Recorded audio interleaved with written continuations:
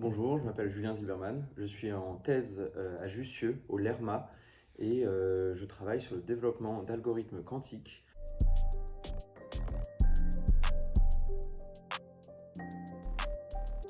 Donc mon métier au quotidien, ça consiste à essayer d'apporter des éléments de réponse à des problématiques assez générales, d'essayer du coup non pas d'apporter une réponse définitive, parce qu'en général c'est trop compliqué, mais pas par pas, de comprendre pourquoi on pourrait développer telle méthode, pourquoi on ne pourrait pas développer telle méthode.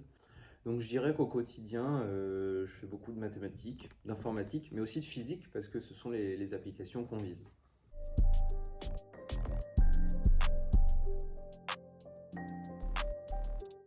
Justement, comme je le disais, j'ai commencé à m'intéresser à la physique des plasmas, à la physique de la fusion. J'ai regardé du coup comment on pouvait simuler les problèmes de physique des plasmas et de fusion. Comment on pouvait améliorer ça? Et j'ai entendu parler des ordinateurs quantiques qui ont l'avantage et la promesse de pouvoir faire mieux sur certains problèmes.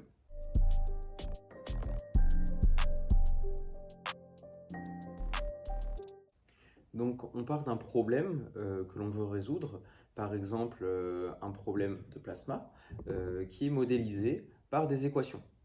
Ces équations, on va se demander comment on peut les résoudre en utilisant les ordinateurs quantiques. Ces ordinateurs quantiques, il faut bien comprendre, ils ont une logique différente des ordinateurs classiques.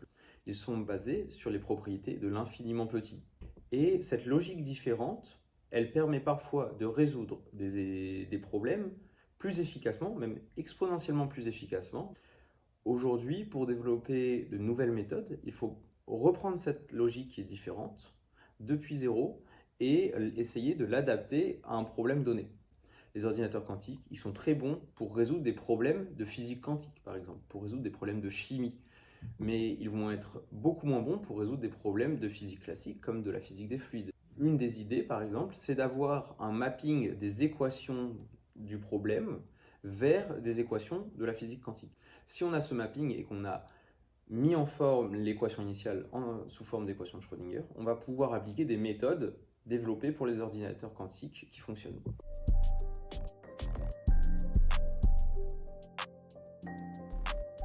Alors, un ordinateur quantique utilise les propriétés de l'infiniment petit, c'est-à-dire des électrons, des ions, des atomes, de la lumière, pour faire des calculs avec une logique différente des ordinateurs classiques. C'est-à-dire, les ordinateurs classiques, eux, traitent des bits d'information en 0 ou 1. Les ordinateurs quantiques utilisent la superposition quantique pour traiter des quantum bits, qu'on appelle qubits, qui sont en superposition d'états 0 et 1. C'est ces performances-là que l'on cherche à exploiter pour développer nos applications.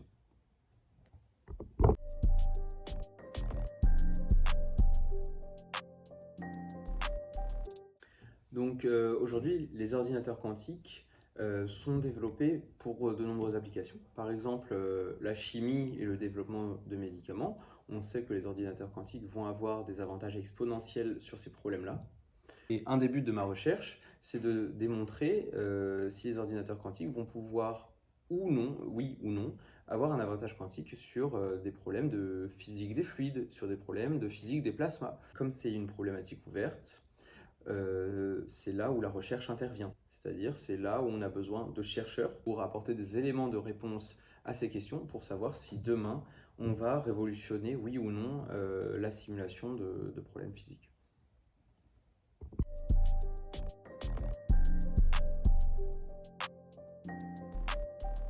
Donc aujourd'hui, la France se place très bien dans le monde des technologies quantiques. Pourquoi? Parce que nous avons une longue tradition avec la physique quantique. L'année dernière, le prix Nobel Alain Aspect, qui a été un des premiers à prouver l'intrication, qui est une des propriétés fondamentales des ordinateurs quantiques. Aujourd'hui, de nombreuses startups françaises qui développent des technologies différentes d'ordinateurs quantiques, comme Pascal. On a aussi des entreprises de software comme Qubit Pharmaceuticals. Donc il y a tout un environnement quantique en France qui est un des meilleurs européens.